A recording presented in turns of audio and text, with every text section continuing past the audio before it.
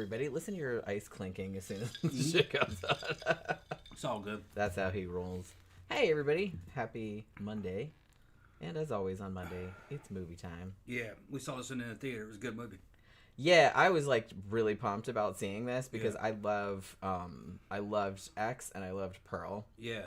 And when I saw the trailer for this a while back, I was just like, oh shit, that's going to be like that's going to be amazing. So we very specifically bought the tickets to like see it over the weekend. So we went on Saturday to see it, and I really dug it. Yeah, there's 3 in this series. We saw the other 2. Each one's a different kind of movie, which I love. Yeah. I love that. X was a slasher.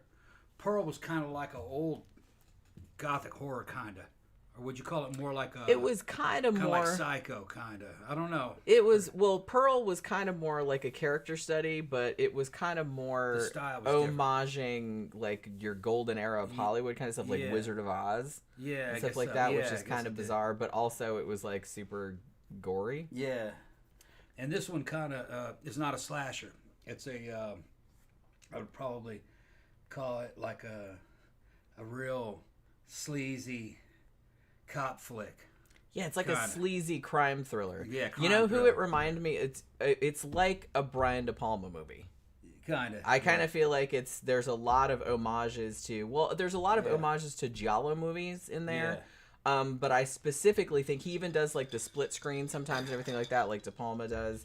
And some of the stuff like reminded me a lot of like Body Double, and stuff like that. So there's a lot of that. But I really, really liked the 80s. See, because I think I watched a lot of other people's reviews of this, and it seems like reviews of it are pretty, like most of the people were like they really liked it, but they thought it wasn't as good as the other 2. I think some of the problem was that I think people were expecting it to be another slasher movie like X was, and it's not. No, and I'm not really sure if they marketed it like that. I don't think they did. Each movie is stylized after the time in which it is set. So X is set in the 70s, like in the time when the Texas Chainsaw Massacre was out. So it's done kind of like that. Although it was a few years later than that. Right. Yeah. You know, or, you know, the slasher. That was popular at the time that it was set. And then Pearl was set like, well, in the 20s. So like 1919, I think it was set. You know what's weird? Every single time, not every single time, but a whole bunch of reviews that I've seen of Pearl or people talking about Pearl, they keep saying it's set in the 50s and 60s. I'm like, what the fuck are you talking about? It was set in World War One. Yeah, they don't know. It was 1919. Yeah, they don't know history. It even said 1919 really big on the fucking screen. I'm like, please pay attention. Young and dumb, and then it was set in like the early 20s, but the style was more like something from the early 30s, you know, like a movie from that. Yeah, like I said, it was kind of like Wizard of Oz or Gone with the Wind or something like that. Right. And this one's set early 80s, I think 83, 85. This 85 one is when it's set. This one's set in 85. So it's set. The style is like what was cool in 85 for like Giallo or crime drama. You know? Yeah, it's good though. I like it. It's got a lot of cool shit in it. It's got slasher like elements, but it feels more like Giallo type. It did, yeah. It definitely gave me a Giallo vibe in parts, and it definitely gave me like a cop thriller, like a sleazy cop thriller kind of vibe, and definitely a Brian De Palma vibe. I definitely think, and I think too, and I think something a lot of people didn't like about it was, you know, I will say like the ending of it. The reveal of the killer and all this other kind of stuff. Some people thought that was like way too over the top or like it was whatever, but it's just kind of like, I think the whole movie is kind of trying to be like a movie from that era. Yeah. You know what I mean? They were over the top. So so that's what I'm saying. So it's like, I definitely think that was a deliberate choice because it does seem like Ty West is always trying to make the movie, like whatever era it's set in, he's trying to make it seem like a movie from that era. From that time, it's not just an homage, he's trying to make it seem like it's that. So I kind of feel like, there were some over the top performances, I guess, but it's just kind of like, particularly in the third act, I think, not so much in the rest of it, but I think that was a very deliberate choice, and I kind of dug it. I could see how some people might not, but I don't know. I really liked this movie and I watched it, but like the more that I think about it, the more I liked it. It's a good trilogy. And X, the first movie X, has Maxine in it. That was her kind of like her origin story, and this tells what happens when she gets back to L.A., gets back into porn. All kinds of shit happens. Yeah, this is set 6 years after the events of X, and I kind of like, because I don't know, like, because people are like, well, do I have to have seen X and Pearl? I don't think you need to have seen Pearl, because that's about, a different character. It helps, though, to know about that. It does help, but I'm just saying, I would advise, if you're going to see this, that you should see X first, though, because this does reference a lot of shit that happened in that. Yeah, and you might not know. She ran from a crime scene in X. Yeah. And they're still looking for her. They know who she is. For some reason, the law didn't go after her. I think it's because, the person who was after her, the person who's really after her, had a lot of sway over the law in that area. And I think they got the cops to leave her alone, and they sent private investigators after her. And plus, it was like a different state. It was 1985. Yeah. It's like it would have been harder to find her. There were still interstate compacts for there extradition. Were. She would have been wanted. She'd have been wanted for at least for questioning.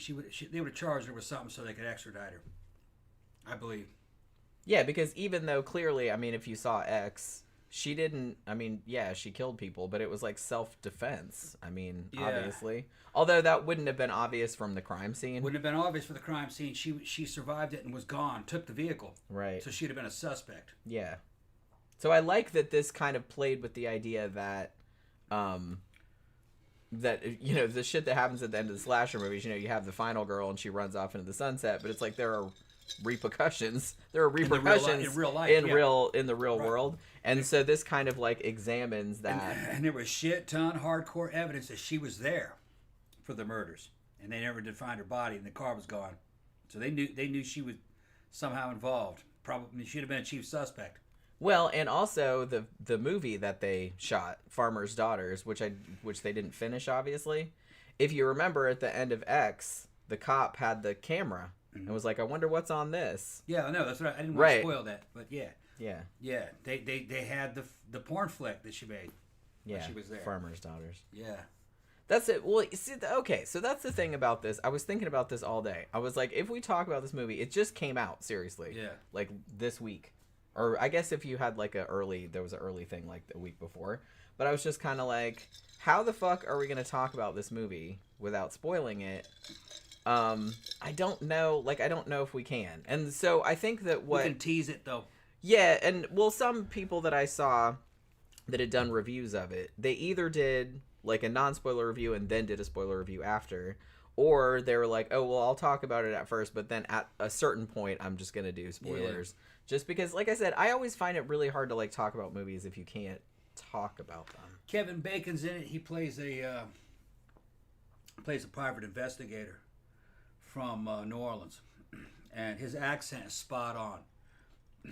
He's I got relatives from the New Orleans area in Louisiana, and the he starts with the accent first, and I was like, sounds like New Orleans or Louisiana. Yeah. And then later you find out he's a PI from New Orleans. He was hired to find her. He's a good character in this. He's real fucking sleazy. He almost real fucking sleazy steals the movie. Yeah, he does a lot of good acting. I feel like Kevin Bacon's good, man. I love Kevin Bacon. I didn't know you could do that. I feel like he's so underrated. Yeah, it's weird. It's weird because we just saw over the weekend. We watched the new Beverly Hills Cop movie, and he was in that too. He did an accurate coon ass accent. He sounded like he's from Louisiana. Yeah. Yeah. But it's just, okay, so the story of this one, if you have or have not seen it, it's set in 85, which is 6 years after what they call the Texas porn star massacre, which happened in X, obviously. So in the meantime, Maxine has gone to LA and seems to have made something of a name for herself in porn. It does seem like when she meets people, she's like, hey, I'm Maxine Minx. And they're like, yes, you are. Like, they know, like, I love your work. So, yeah, so she's very well known in the porn industry, but obviously she wants to be a big famous star, and no one's going to do that being a porn star, really. At least not the way she wants. So she wants to be in actual movies. So she actually gets a part in a horror movie, The Puritan 2, sequel to its fictional movie in this movie's universe. And so she gets that, but then, like I said, like, her past starts catching up with her. And then there's kind of this backdrop of the real life Night Stalker murders, which were going on in this area at this time, which obviously Richard Ramirez. And so they kind of introduce that. I don't want to say they introduce it kind of like as a red herring, like, because there are, like, people around Maxine do wind up dead.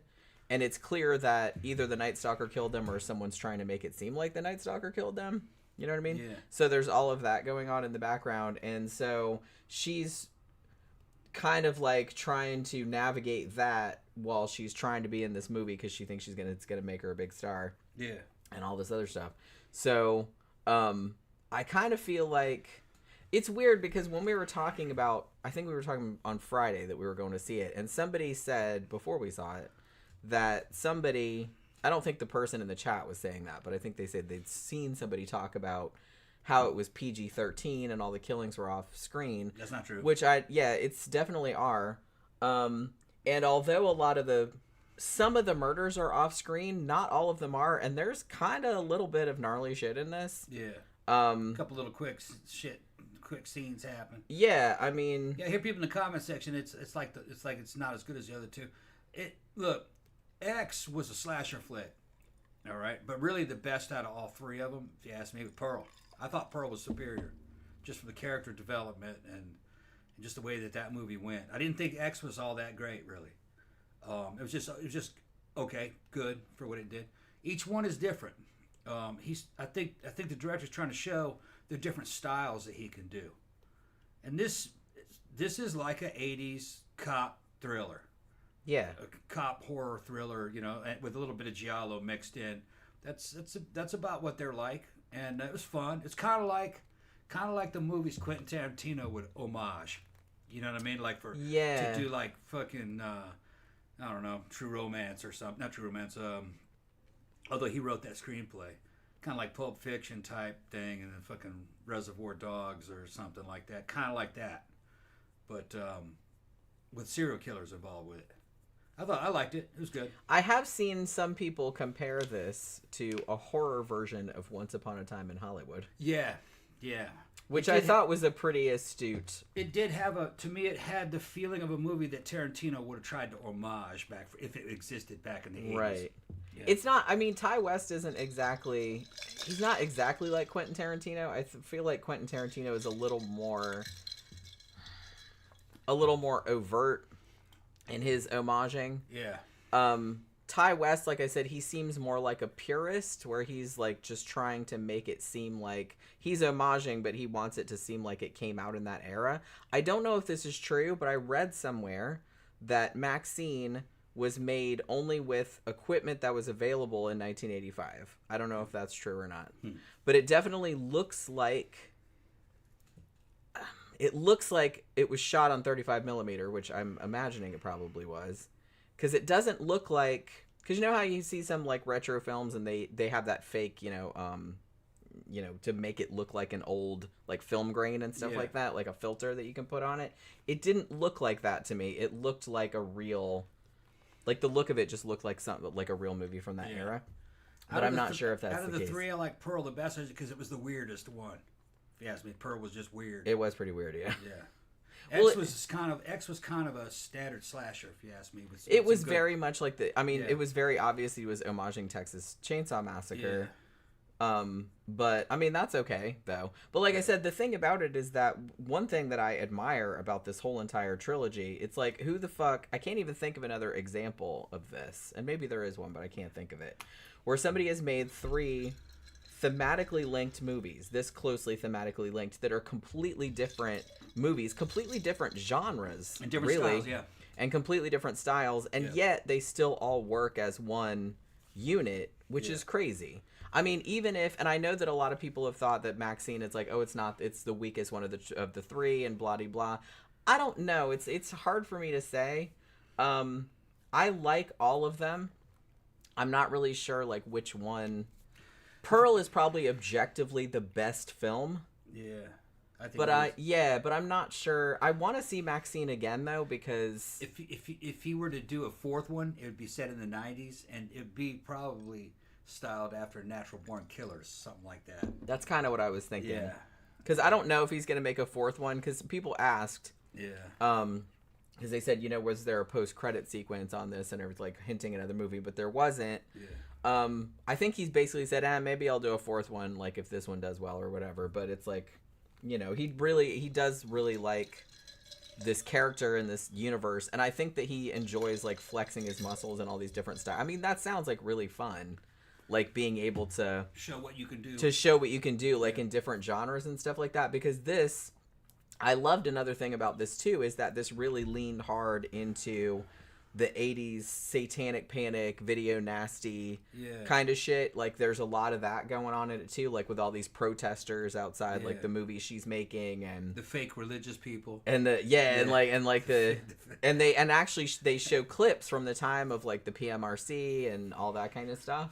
Like real clips about the Night Stalker, like when it was on the news and stuff.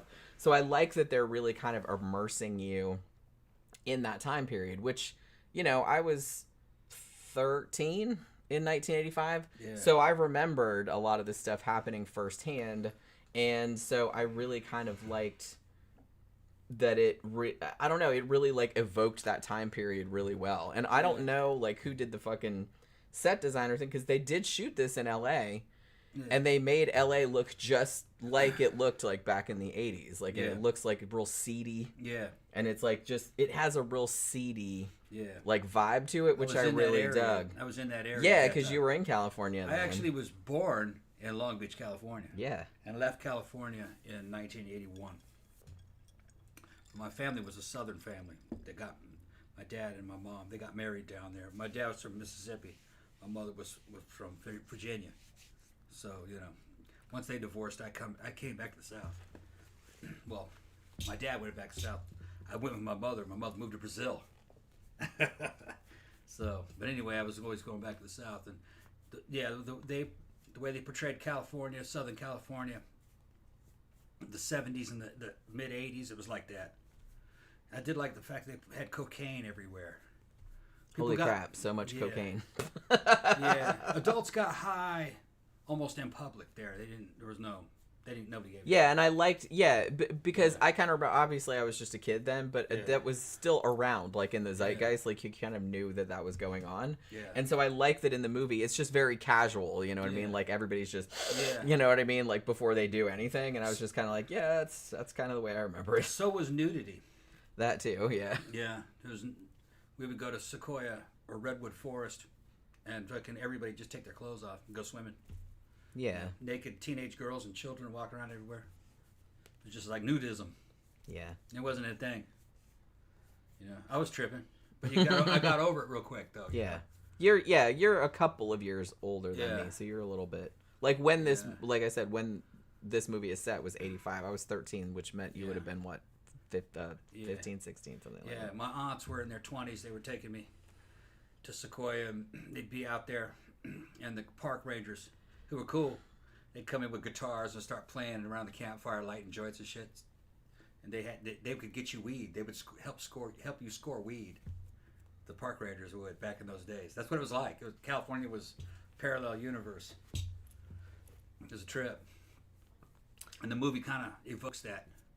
Yeah, and like I said, I think that's what I really liked about it. Like, I think that's one of the things I was most looking forward to is that that it was going to be set in 85. Yeah. And so the music that they used was really good too. Like even though a lot of the songs in there I didn't like them at the time, like that Animotion song Obsession and that John Parr song, the St. Elmo's Fire theme and all that. Like and I think ZZ Top was in there. Yeah.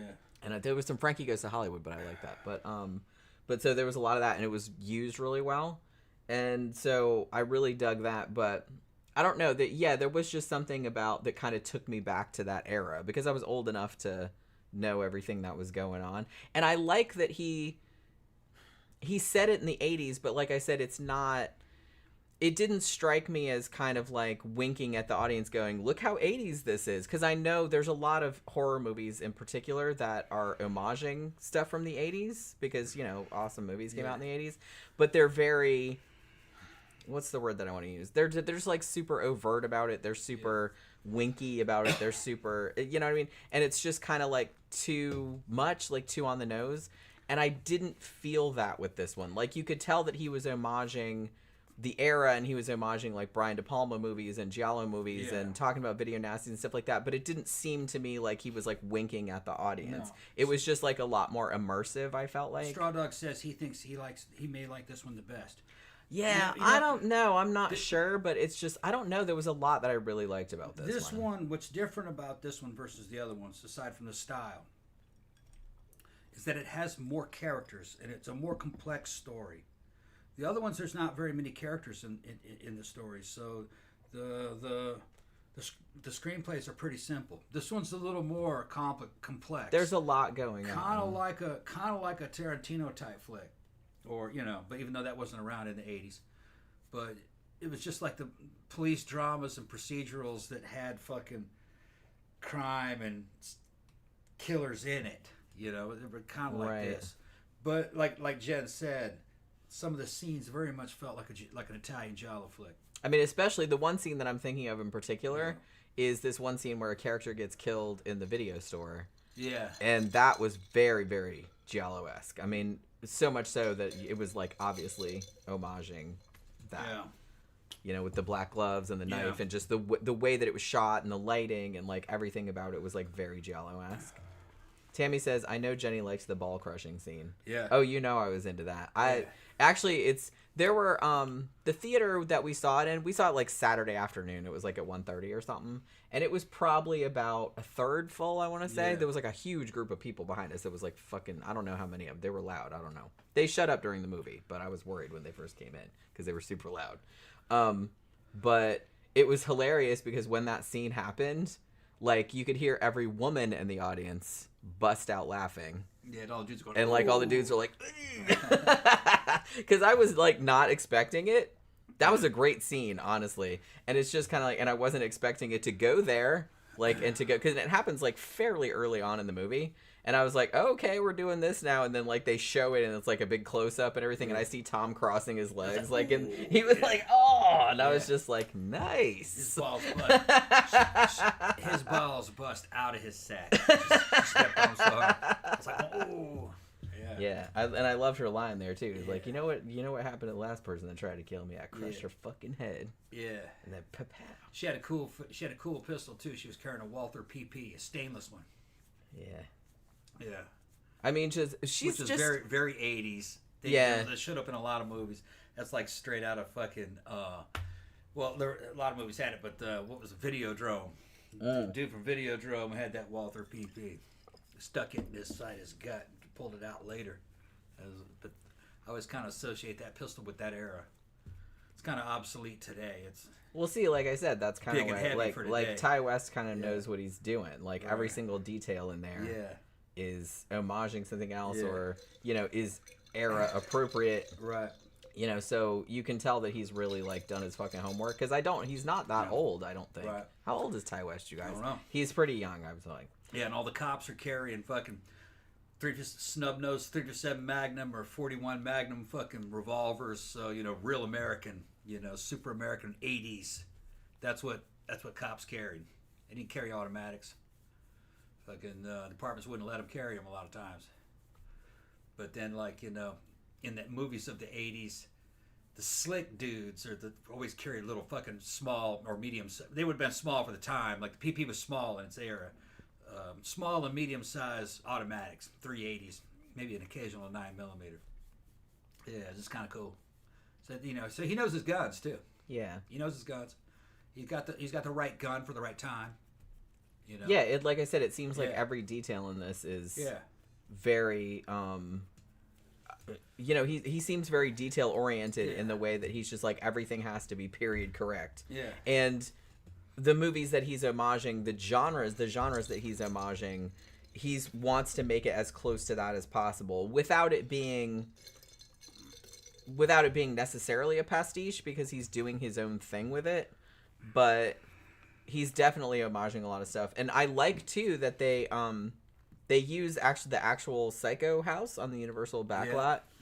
I kind of love that she goes in there to hide, and it's just a set in there because obviously it's not a house. I mean, that's just the exterior. It's just a shell. Yeah, so I like that they showed that. You know what I mean? Yeah. And because he's a big fan of Psycho, and there's like he has a lot of homages to that in the other movies, so I like that they kind of continued that on. And there's a great chase through like the Universal backlot, so this is very much like a Hollywood, like a Dark Side of Hollywood kind of movie. It gave me a little bit of the same vibe as like Starry Eyes, if you guys have seen that from 2014. I reviewed it a long time ago. Tammy says West is 43. Okay, so he's not as young as I thought. Right. He just looks young, I guess. But he's up to, so he's only like 10 years younger than me. Yeah. Like not even. But Mike said he thought Mia Goth did very little in this one. No. She's in it. The thing about it, I think another thing that maybe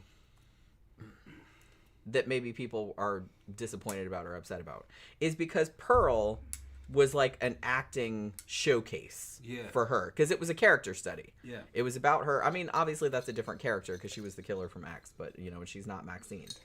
So I kind of feel like Maxine is her and Pearl are like mirror characters, I guess, but Maxine is not. She didn't really let her past define her. She didn't. But the thing about it too is that she kind of. The way she dealt with shit, unlike Pearl, was just kind of becoming detached a little bit. So I kind of feel like that's part of her character arc is being just this kind of detached badass. Yeah. And you don't really... Because I did see one review where she was saying that she wished that there was more depth like to the character, but I was like, but that's kind of what her character is like. She's kind of shallow. Not even shallow. She's just so focused on being a star, and she just understands that you have to kind of be ruthless to do that, and she is willing to do that. That's like her whole character arc, is that she's willing to do all this fucked up shit to get what she wants because she understands that that's the only way that it's going to happen. So she's basically Madonna. Yeah, well, that's what I mean. So it's just kind of like... So I think that a lot of the character of Maxine... I think people were expecting it to be kind of like Pearl, but she's not the same person. She's not the same character as Pearl. They were asking if she got nude in this. There was nudity in it. I'm not sure if it was her. I don't think it was her. There was some nudity. There was like a naked woman because she still works in porn, and then she also works like at a peep show. Yeah. Too, like in a peep booth. Yeah, I missed that part. Yeah, I think he was in the bathroom. Yeah. But was she nude in that? No, she topless? Just she had like a real like revealing outfit on, but she wasn't topless. Okay. But there was another woman that was topless, and then I think that she came in at one point, and there was like two people fucking like on a porn set. So there wasn't as much nudity as in the other one. Oh, and they did show like the video from X, like the farmer's daughter. So she was naked in that. But it's just not really. You don't really notice it that much because it's not really called for in the movie. They keep you. The movie keeps moving along at a pretty brisk pace, and a bunch of other shit happens. The nudity that you see is like in the background when she's at work.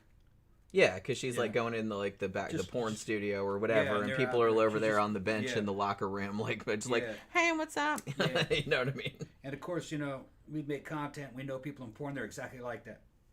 Well, after a while, you just kind of get it. Yeah. Because everyone's looking at you doing it all the time, so it's just kind of like not really. It's all kind of fake. People aren't. Yeah, and so people aren't really bothered. Yeah. They're just like, whatever, another day on the job. You know what I mean?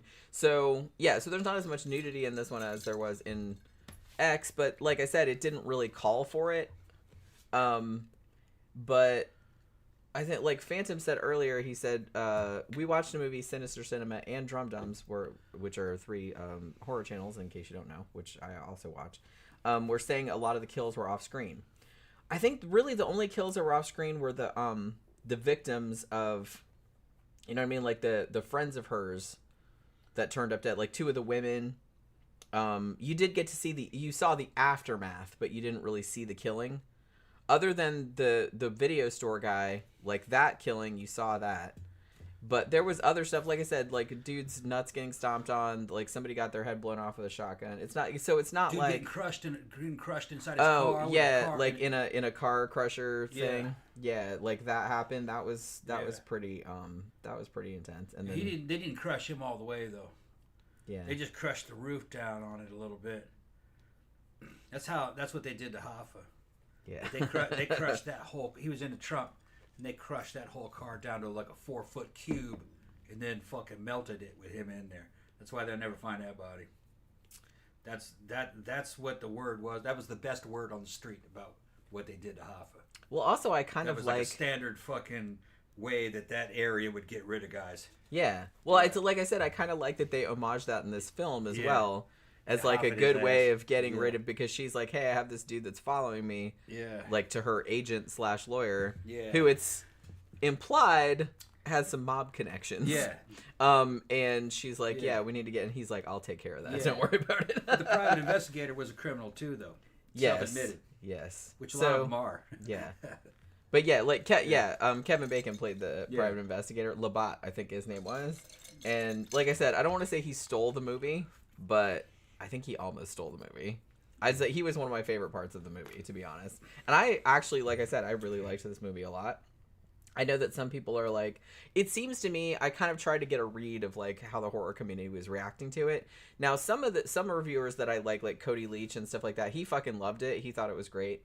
Most of the other people thought it was really good, but they thought it could have been better. It wasn't really a horror movie. Well, and I think expectations were, people were maybe expecting it to be another slasher movie because it's technically a direct sequel to X, which was a slasher movie. But it's not a slasher movie. It's really not. Like I said, there's some gore in it, there's some shit like that, but it's more like a Brian De Palma sleazy 80s crime thriller. Yeah. Or murder mystery, Giallo type thing. It's more like structured like that. Yeah. So I kind of, which I dug that. I kind of liked that. And I didn't really have any expectations. I knew it wasn't going to be a slasher because I knew that probably Ty West would not do that. Yeah. And honestly, I did see the trailer and I said, yeah, it's kind of seemed like a body double type of movie, like a Brian De Palma type of movie. So I was like, well, I'm all on board with that because I like that kind of shit. So it really does have that 80s sleazy. Yeah. That just, I don't know. There's just something really like kind of seedy about it that I kind of dug. I don't know. If you had to ask me like to rank the three of them, I'm not really sure I could. I like Pearl the best. I think objectively Pearl is the best movie. Then I'd say maybe this one and then X. Yeah, but they're all good. They're all different kind of movies. That's what I mean. They're all good. They're all so different that it's like it's really not hard to compare them. Meaningful to compare them, even though they're all very thematically linked but they're all completely different genres, really. Yeah, I just like he's just showing us what he can do.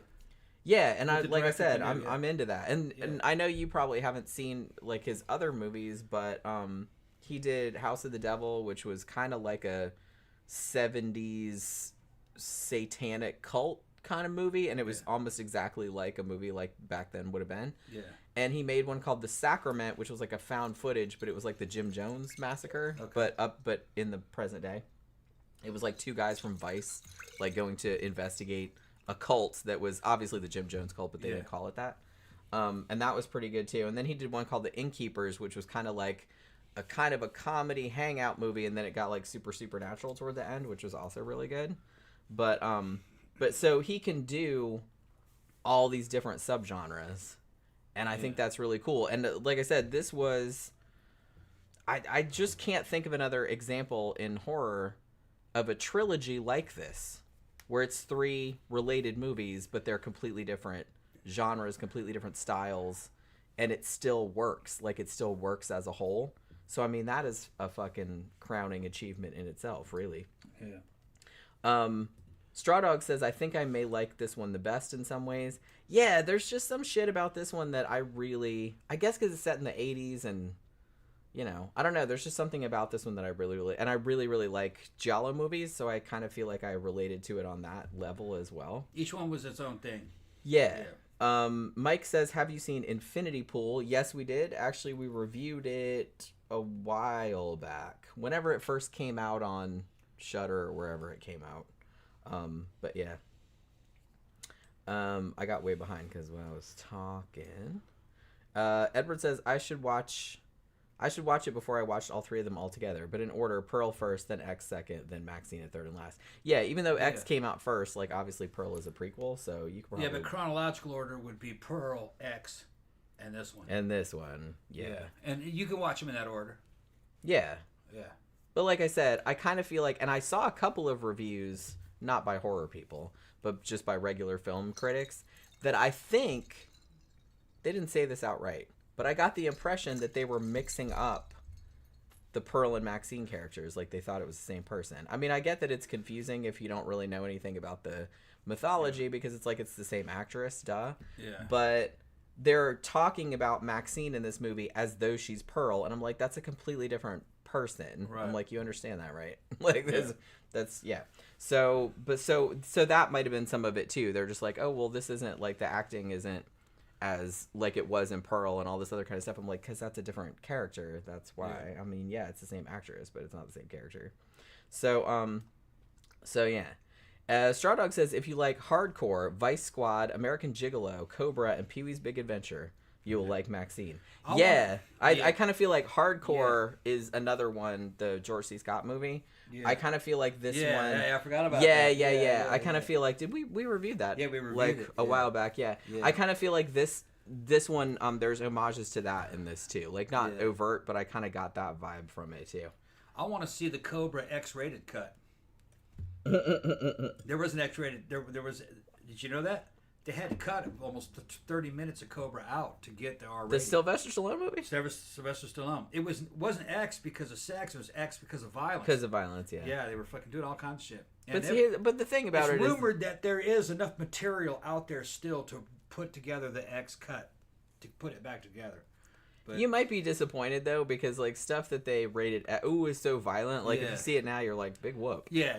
Like they do way worse shit. It would probably be NC-17 today or some shit like that. Maybe not even that. Yeah. I mean, I don't know. It could be that I'm jaded. Yeah. But it takes a lot for me to like see a movie and be like, holy fucking shit. You know what I mean? So sometimes I'll see movies that came out in the 70s or 80s or whatever, and it's like, oh, X rating, and it was super violent, and I'm just like, meh. Stallone could probably get behind that and make that happen. He's probably still got the Write him a letter. Oh, everybody knows. Everybody knows. He knows about it. Write him a letter. He knows about it. He didn't like how it came out after the edit. He wanted it to have... I remember, like, did we ever review Cobra? Uh-uh.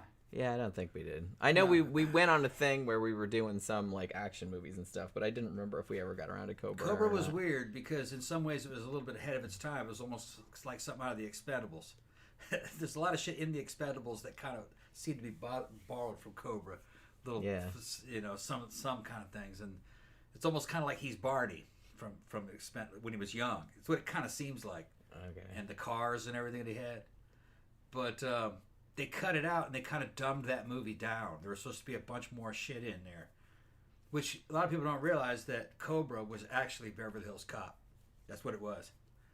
Beverly Hills Cop was going to have Sylvester Stallone in it, and he goes, "Yeah, okay, I want to do this, but I want the guy's name. I want my character's name to be Cobretti, and we're going to have all these fucking chases, and I'm going to fight all these dudes." And they're going like, "Yeah, but that's not what the movie's about." Like, and another guy said, "You know what? No, I'll make that movie with you. I'll make that movie." Like, that sounds cool. We'll make that movie. And fucking Stallone jumped off of Beverly Hills Cop and went solo with Cobra.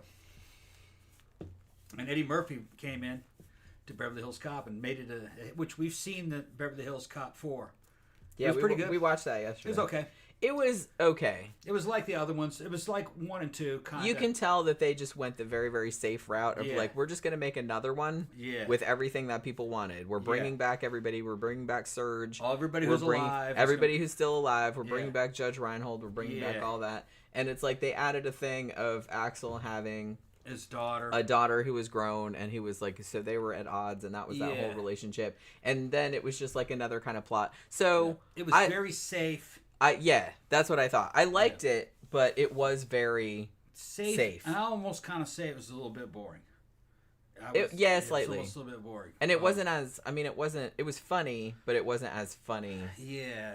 Like the first one is like gut-bustingly funny. This one was like kind of funny. At the time when you were a kid, you know, you would think that shit was real funny. Humor doesn't always age. Yeah, I mean, it's not as funny as it was when I was younger, obviously, but that was at a cocaine-fueled time in the 80s. Yeah, some shit was with like good soundtracks, and Eddie Murphy was fucking riding a fucking wave. Everybody loved that dude. He was fucking had an amazing charisma, and a lot of the shit that he did was kind of ad-libbed, and it worked. Surprisingly, those 2 movies. 3 sucked. It was stale. Which they actually kind of made a throwaway joke about in this one. Yeah. Then 4 came back and was kind of very safe to kind of round out and fucking tie and kind of tie that story up. Yeah, I mean they just basically gave everybody what they would have wanted from that movie. Yeah, which, like I said, is fine. Like I enjoyed it, but it was just kind of like, okay. Yeah, and it did kind of laugh at itself. It's a time when Eddie comes into the Beverly Hills Hotel where he was always bullshitting his way into his room, into a room, and he'd go in there. All right, and he starts to bullshit, and he goes, voice. "Oh, you know what? Never mind. I'm too tired. You guys got a room?" Yeah, that was actually kind of funny. Yeah, it was kind of funny. But yeah, it's like it wasn't hilarious, but it had like some funny moments in it. Although I did show Beverly Hills Cop 1 and 2 to Sophie, she'd never seen them before, and she thought they were good. They are good. That the humor did kind of. They're objectively good. Yeah. Well, like I said, they're still funny. They're probably not as hilarious as when you were a kid. Yeah. But I think they're still funny. And they're basic. There's something kind of comforting about them. Yeah. They're kind of basic. So Spencer Iyer says, how would you rank the trilogy? I don't know if I could. I mean, to be honest, I think objectively probably Pearl is the best movie. Yeah, I think so. But I don't know. This one might be second, and then I don't know. I like them all, though. Pearl's the best because it's the one that kind of pulls you in the most, and it's weird. It's weird. I did like the weirdness of it. Because like I said, that is a really audacious thing to do. I'm going to make a horror movie about a serial killer, but like The Wizard of Oz or like Gone with the Wind. Yeah. Like, and looking like a movie from that era. And it's a girl. And I'm just kind of like, are you crazy right now? But he did it. He pulled it off. And it's a girl, and she's kind of has her own kind of charisma. And you kind of feel sorry for her, kind of like Norman Bates, like a female Norman Bates. Yeah, and like I said, I mean, Ty West is a huge fan of Psycho, which, like I said, you can see that a lot in all of the movies. Like he makes homages to Psycho, and in MaXXXine, he makes like a huge homage to Psycho because there's a whole scene, like a chase on the Universal backlot, like with the Psycho house and everything like that. Yeah, so Pearl is a character that is fucking crazy. But in a weird way, you would probably find her dateable. That maybe you could get with her, but she's fucking crazy. You'd be taking your life into your hands too. Well, and I said, because I reviewed Pearl myself like a little while back, and I said the thing that makes her character so great is that she's crazy, but she knows she's crazy, and it's really tragic because she doesn't want to be. Yeah. But she's really aware that something's wrong with her, and she just wants to fit in and stuff, but she can't. Yeah. You know what I mean? And it's like really kind of fucked up. It's kind of like the female version. Okay. A lot of chicks have fucking werewolf fantasies and vampire fantasies. That's being in love with a dangerous dude who could turn on you, but he loves you. Pearl's kind of like that version of a character, but for a dude. Yeah. A dude be like, I could kind of love her, but she's fucking dangerous. Yeah. Yeah, and there's something kind of like inherently hot about that. Yeah, and you're going to try to fix it. I could fix her.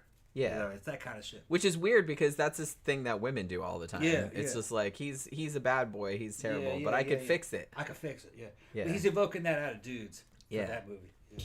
Which is, like I said, that's what was so great about it. Yeah. Spencer said Ty West is a genius. I think I mean... He's good.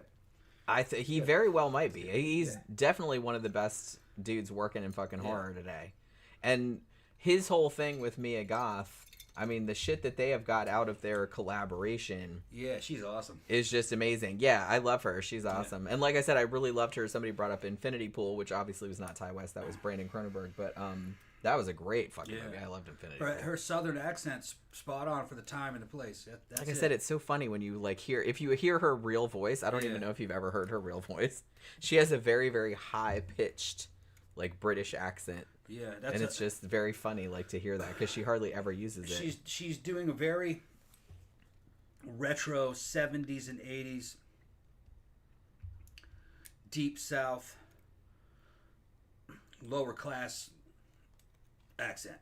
You know, it's which those people moved up in life as time went on too. You know, like you said, you'd find some of them out in fucking Hollywood and California doing shit. You know, Southerners are intrepid.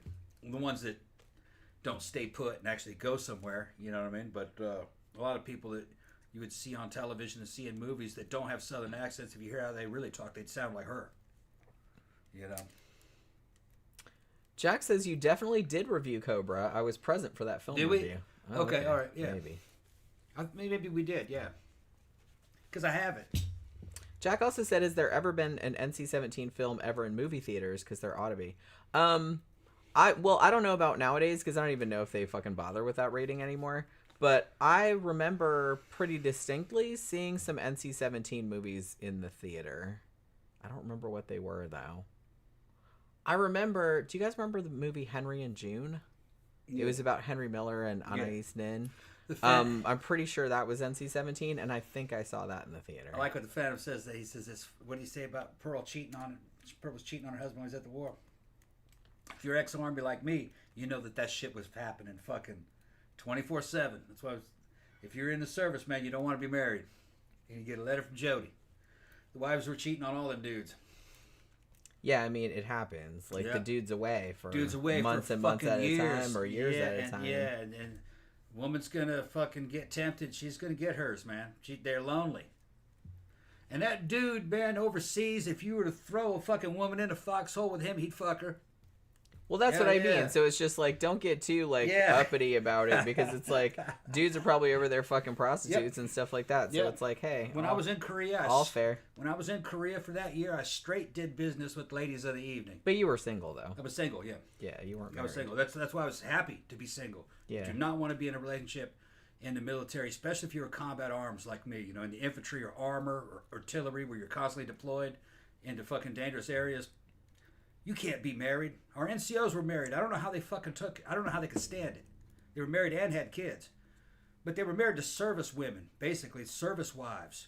That was like part of their whole scene is to just be camp followers, basically. They're back at some billet, living in some house on some base somewhere or on some fort somewhere with millions of dudes on that fort. Something I noticed, though. The dudes that stayed married, those wives are all obese. Maybe they know something you don't. Yeah. No, they were all obese because the dudes didn't want them, so they weren't cheating on them. Yeah. Well, that's what I'm saying. That's what I'm saying. That like dudes are like, hey, if I have an obese wife, it'll be less likely. Less risk, right? And that I hate to say, but that is something that some dudes will take into consideration. Yeah. Well, I think what happened is all the skinny hot ones got divorced. The ones that were heavy ended up staying married because the dudes weren't sniping them. Right. And they also had lots of kids. So, I think that's how a lot of the NCOs did it. Got them fat and pregnant as soon as they could. Yeah, fatten them up. Fatten them up, get them pregnant. Yeah, eat all them donuts. That's right. I mean, you know. Yeah, that's like their shield. It's kind of fucked up, but... Yeah. Yeah. Straw Dog says, I still believe Maxine and Pearl are iterations of the same person. Yeah, and I think that was one of the through lines that he was... kind of exploring in all three of the movies was that they absolutely were two sides of the same coin, I guess. Then when saying, Tom, I was single in Korea too. Ha ha ha. Yeah, bro, you've been up there. You attacked Hooker Hill. One man assault against Hooker Hill up there, Itaewon. Yeah. Right. You're that. Tom told me all about that. Yeah, Hooker Hill. Yeah. But like I said, you weren't cheating on anybody. No. You were single and you were just kind of like, hey. All them girls were single too. Yeah, exactly. Yeah. Spencer Iris says, do you like The Love Witch? Oh, I really liked The Love Witch. I don't remember if I did. Did I do a review of it? I've seen it. Honestly, you would probably dig it. Yeah. It's not, I don't know if I'd call it, I guess it's a horror movie, kind of. But it's kind of like, it's made to look like a movie from the 60s. Like, kind of like a Giallo-ish. Mm-hmm. Kind of movie, like it's like hyper saturated colors and it's like kind of an occult witch kind of thing, and it's really cool. I don't know, like I really dug it, but I don't know if I ever reviewed it or not. because I remember watching it a few years back and thinking, man, that was really awesome, but I don't know if I ever got around to reviewing it. So if we didn't, like, maybe we should watch it because you might really like it. I don't know. What's the name of it again? The Love Witch. It came out in 2016, I think. But I don't know. I'll look. I don't know if I did a video of it or not, but I really, really liked it a lot. It's like super cool looking. But yeah. CB says, have you seen the movie about a woman feeding girls to her serial killer boyfriend? What's it called? That sounds kind of familiar, but I don't know if I've seen that or not. Phantom says social media made cheating way easier.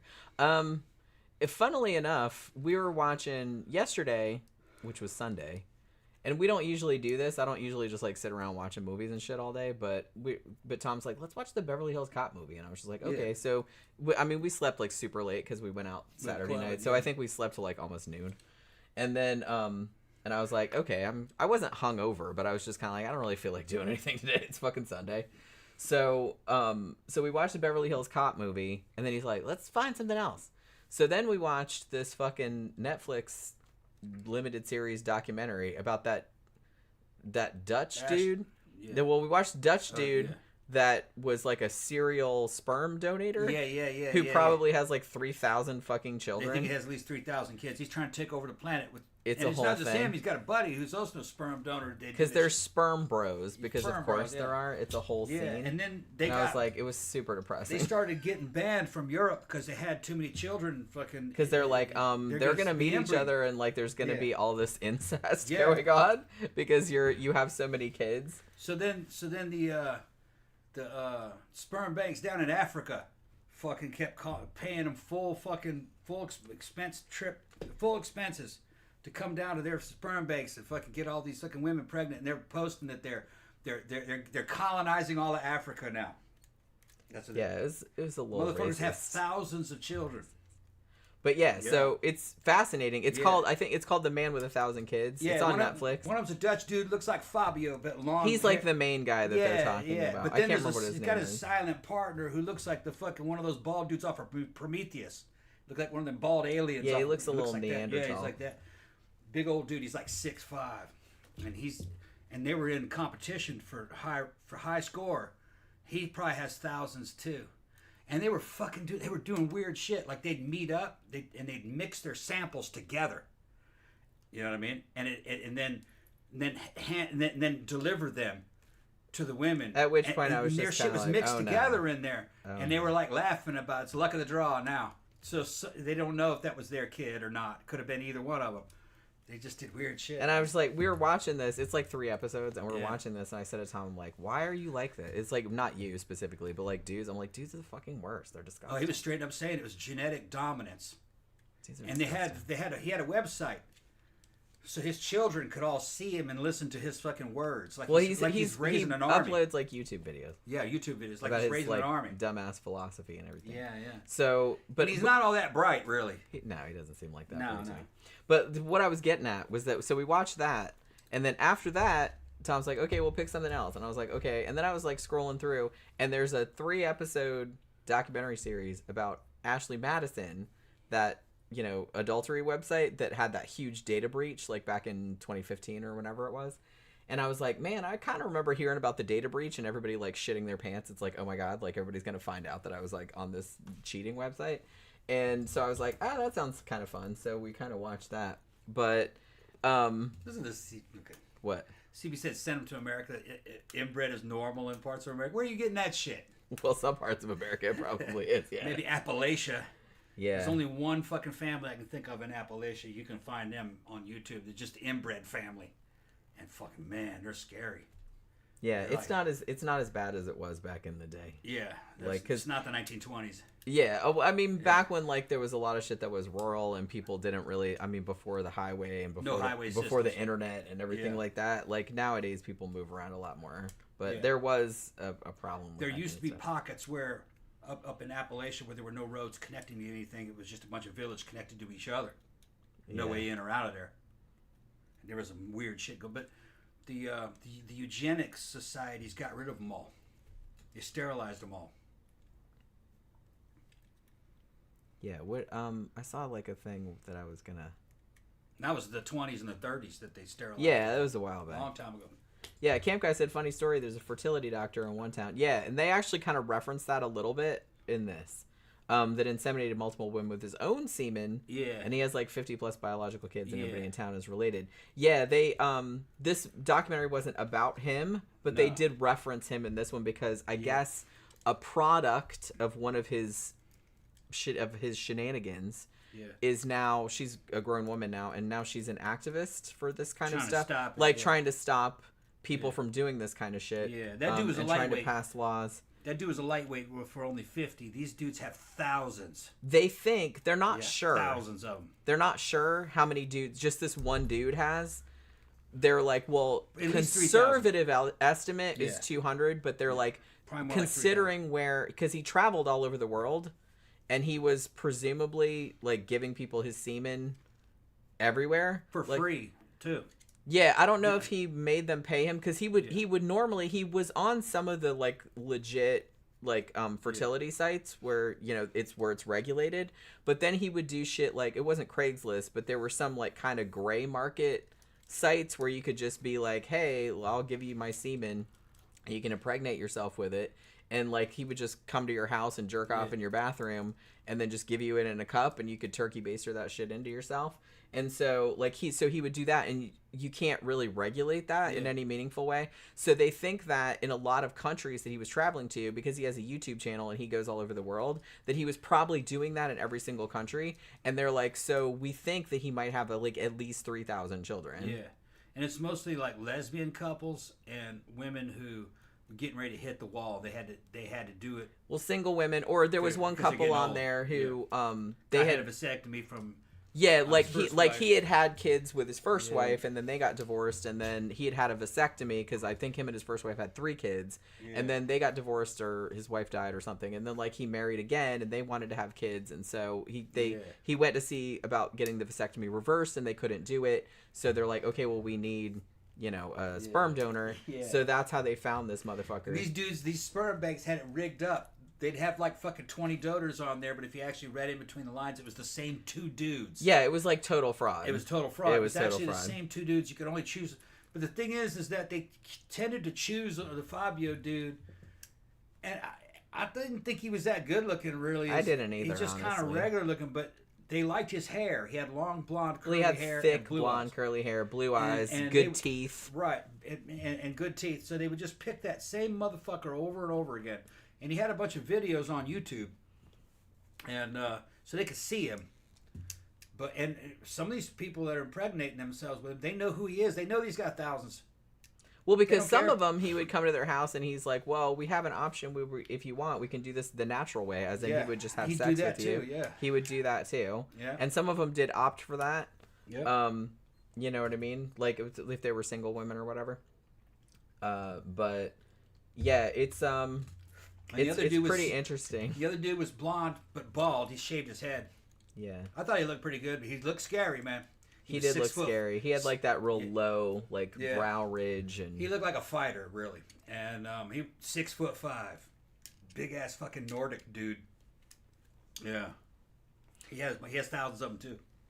Phantom said, y'all definitely got to check out the Watchers film because it's a decent creature feature.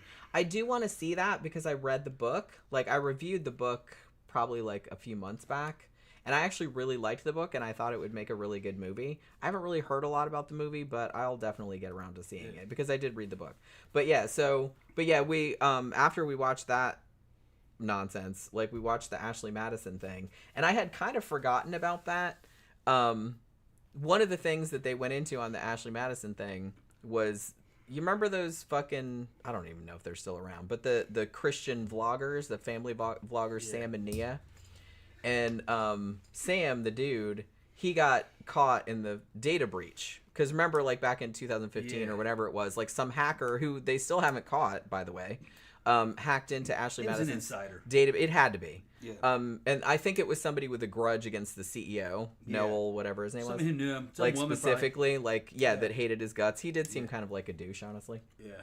And So they basically released all of the data, like everyone's names and like all of their messages. Suicide and like they had at least one person on there, like they had his wife on there talking, but he, after the data breach, like he killed himself because he'd had a thing on there.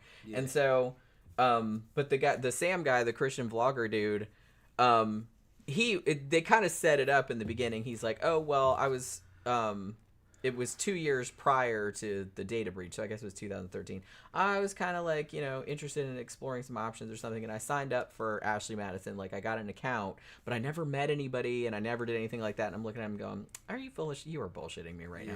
And then, like, later on, it came out that it's, like, not only... I don't even know if he met anybody through Ashley Madison, but he ended up having to, like, confess to his poor wife that it's like... Oh well, it started like way before that. Like even in the early in their relationship, he was already like banging hookers and strippers and all this other kind of shit. And he was like supposedly this big Christian and was calling his pastor and crying and all this other. I'm like, oh my god. Yeah. I was this like, fucking weasel motherfucker. It made me so mad. That's what you're into, man. At least be honest with your wife. That's what I'm saying. He's trying to be something that he wasn't. I like that they had a couple on there. Yeah. There's this woman, and she was basically like. She confessed. She's like, look, I'm a serial cheater. I pretty much cheated on every single fuck. She's like, I don't know. I just get bored. Like my first boyfriend, he was in the army, and he was away all the time, and I just got bored, and I wanted to do some other shit. And she was very open and honest about it. But she'd just get bored with some dude. And when now she ended up, I think you missed this because I think you were in the bathroom or doing laundry or something. She ended up being a dominatrix, I think. Huh? Yeah, she ended up being a dominatrix, and she married a dude, a white dude, and they were just in a completely open relationship. In the fact where he would meet people on Ashley Madison or whatever, and he would bring her over, like, hey, is this one okay? Like to the wife, and she'd be like, yeah, go for it, and he would go and bang her. Yeah, and she was fine with it, and she was a dominatrix, and she could bang whoever. Yeah, and I was just kind of like. Even though I wouldn't necessarily want to do that, it's like that's the best way. They're honest about it. Yeah, at least they're honest about it. Like I said, the thing that pisses me off is like this going behind people's backs and like fucking. Yeah. And so I think that's what made me so angry about that Christian vlogger dude. Yeah. His poor little naive wife believed him when he said, "Oh, I just signed up for an account. I never met anybody on it. I never had an affair. I never did this and that." And I'm like, "You are lying." He was banging escorts years before. And like even before he'd signed up for that, he'd been banging other people the whole time. Yeah, like just random ass people. And here's the thing: his wife was hot. Like, yeah, she was like maybe 25, 23. Hey, she had a couple kids. She's skinny, looked good, and they had money. Dumbass. Well, like I said, they got really popular. Like their shit went viral. Like I don't know a lot about the Christian family vlogging world, but apparently it's a whole scene. They have like little fucking conferences and all this kind of shit. And they actually got really, really popular. I had kind of heard of them peripherally. Like I heard somebody talking about them, but see, I was saying that last night. I'm like, anybody that like tells you how Christian they are and shit like that, you best beware because. Sly is saying that there's a sperm bank in San Antonio. Look, after seeing that program, don't believe anything a sperm bank ever fucking tell you. They say it's run like a mafia. That they might only have like 5 dudes fucking sperm in there. And they'll just... but they make it look like they got 30 dudes in there. It's not. It's like 5 dudes of the same general description. And they're like a fucking cartel. Because they're reliable donors. There's not enough of these donors will reliably give them anything. So they just kind of buy your fucking seed and then they fucking expand it, make more out of it. And one load, they'll get 10 women pregnant with that shit. Yeah. Well, they make you, I think even the ones when they were talking on the documentary about like when they were going down to Kenya because they were asking all these people to come down, they would pay for your flight and your hotel, but you had to stay there for a week or 2 weeks. And they drain you. Yeah, and they would make you come in like every day and you had to like jerk off like a bunch of times because they wanted, 500 straws is what they called it, like those little straws, and they would freeze them. Yeah. Those Kenyan women want light-skinned babies, and the men can't give them to me. They're all dark-skinned. So there's a whole thing. So it's like designer babies. And I mean, it was a fascinating documentary. Honestly. Yeah, tall Nordic, blonde-haired, blue-eyed guys, and they're shooting themselves up with that. And what's funny is it's the same 2 dudes. So that will eventually create kind of like a light-skinned ethnic group there, and they'll all be related. They can't marry each other, right? Because they're going to be half. See, well, that's why most countries. But they're going to marry each other, so there's going to be inbreeding. But like most countries have a limit like on each sperm bank. It's like, you can't give this sperm to more than like 25 people or whatever it is, like depending on what the population of the area is. But see, there's so many ways to get around that. As this dude who was Dutch in the Netherlands, like every sperm bank there said, well, we can't give this to more than 25 people. After we give it to 25 people, how much do they pay them? Maybe I should fly down there. Have them bitches fly down. They sit and they'll milk my ass. So you got little Tom babies running around? Yeah, fucking Tom baby, bro. Fuck them. I mean, they take care of I was kind of thinking about that. I'm like, well, shit, maybe we get a free trip to Kenya. All you have to do Tom down there. is go. Would they pay for me to go too? Just so I can hang out there for on a a week? milking machine and shit. Yeah, put you on a milking machine. And then like impregnate some ladies. I can't take it anymore. And I mean, yeah, and they also have a law too that if you and I don't. Probably too short. Yeah, I don't know. I'm sure they're looking, because it seemed like most of the sperm donors were like younger, like in their 20s or 30s. No, some of them were in their 50s. I saw. Oh, were they? Okay. Yeah, because I saw most of them were like mid 30s. It seemed like they just want to know what your baby pictures look like and what you look like when you were a teenager. Yeah, that was the main thing. Is they kind of wanted to. They want to know what you look like when you were a teenager. That's it. Yeah. And if your teeth were straight. Yeah, but and your height. I just thought that'd be kind of funny. Yeah. It's like, so we go down there because, like I said, we always like kind of jokingly speculate that you probably got some kids out there somewhere. Yeah, but, I got the rarest eye color, green. Yeah, yeah. Some people might want that. Yeah, they might want it, but I don't think it's very heritable. It's not. It's a recessive gene, which is why it's so uncommon. Especially if you were crossbreeding with a black chick, you probably never get a green-eyed baby. 1 out of 1,000 probably. Well, because see, but I've seen green-eyed black people. That's the weird thing. Yeah, my eye color. Brown eyes. Yeah. That's the dominant gene right there. Yeah. So I'm just gonna like steamroll over your ass. It would just roll over it. Yeah. But yeah. Camp Guy says happily married men have been found to have higher sperm counts than single men. Why would that doesn't make any sense? Well, I don't know. I guess just happily married men are also fathers. They're well, generally they have more sex though, I would imagine. I don't think so. Probably not, because I don't know. I'd have to look at genetic changes after you've had kids with a woman. Your testosterone production should decline. So I would think that sperm counts would probably decline also. Also, body fat would increase.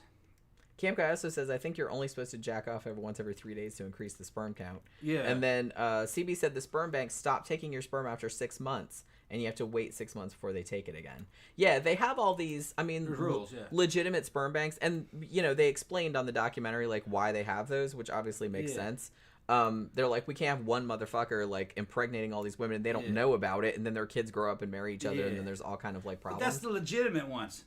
Right, but that's what I'm saying, is that this guy was on a couple of legitimate sites, but he was also just doing shit privately, like, on a website that I don't think was illegal necessarily, because it's like, here's the thing. You can get anybody pregnant you want to. That's what I mean. You can't really regulate. Yeah. All you're doing is jerking off in a cup and giving it to somebody. Or having sex with some chick. Or having sex with somebody, which consensually. Yeah. So it's like you can't stop people from doing that. There's like no way of doing that. Yeah. So he was doing that like on the side. And I don't know if those women were paying him or not. Yeah. Now, at the sperm bank, I think you would pay. But if he was just doing it like on the down low, they didn't really specify if they paid or not, because it seemed like he was just doing it out of the goodness of his heart, which I did not believe, because he seemed like a douche, but you know what I mean. It was you can't guys saying that married men have a longer lifespan. Now that is true. That's true, because they're not doing anything dangerous though. It doesn't have anything. It's because of behavior. Yeah, it's generally they're better taken care of. They have wives nagging them to go to the doctor, like I guess like stuff like that. They're not out committing crimes, or they have responsibilities, like they actually have like responsibilities in life. So they're not out there like just fucking around doing stupid shit. The high mortality rate of young males is because they're out there fucking robbing and killing other people. Yeah, because they're doing stupid shit. Yeah, they're fucking high in testosterone. They're fighting. They're fucking committing crimes. They're fucking getting shot because they fucking sexually assaulted some chick. They're fucking nuts. So that always skews the fucking. But I mean, that's kind of what they're what they're kind of trying to tell you, is that, Yeah. Once you kind of grown up and have some responsibilities, and you're not doing all that stupid shit some of those dudes anymore. are never gonna grow up. They're too dumb. No, I know they're not. I've met lots of like older dudes that are not. They got dudes in their 30s and their 40s are still doing that. Yeah. And fucking dying in fucking hail of gunfire. CB's talking about the Ashley Madison thing. About that Christian couple. It's like he wanted BJ's and ass, and the Christian wife wouldn't do that. Yeah, maybe that's what. I mean, she did imply that she would do anything for him, so I don't know what that implied, like sexually, but evidently it wasn't enough, I guess. So he was just out like banging everybody. Yeah. But it's like it was just funny that I don't know if it was funny. It was kind of sad, but it was sad that she kind of believed it. It's like, oh, he's a Christian and he said he didn't do it and all this other stuff. And I'm like, oh my God. We finished the Maxine review. Now we're doing another show. Well, I know. We ought to do a whole show on those motherfuckers. We probably should. So we ought to do. But yeah. So let's go ahead and shut this down because I got food waiting for us. Oh, okay. Yeah, that's right. All right. So yeah, I mean, like I said, if you like Ty West other movies, I do kind of get the feeling in the horror community generally that some people really, really loved this one. I really liked this a lot, actually. I don't know where I would rank it because they're all kind of different, and I don't know how I would do that. But some people thought it was kind of disappointing. I don't know. I didn't find that.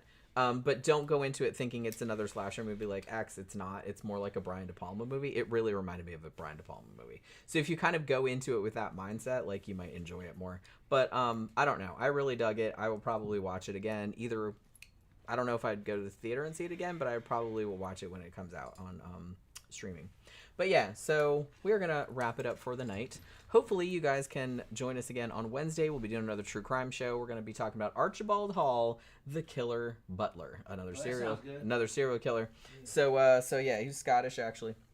So we're going to get into that on Wednesday night. So hopefully you guys can all join us. So thanks for dropping by this evening. Have a good day tomorrow, and we'll see you guys again on Wednesday night. Good night.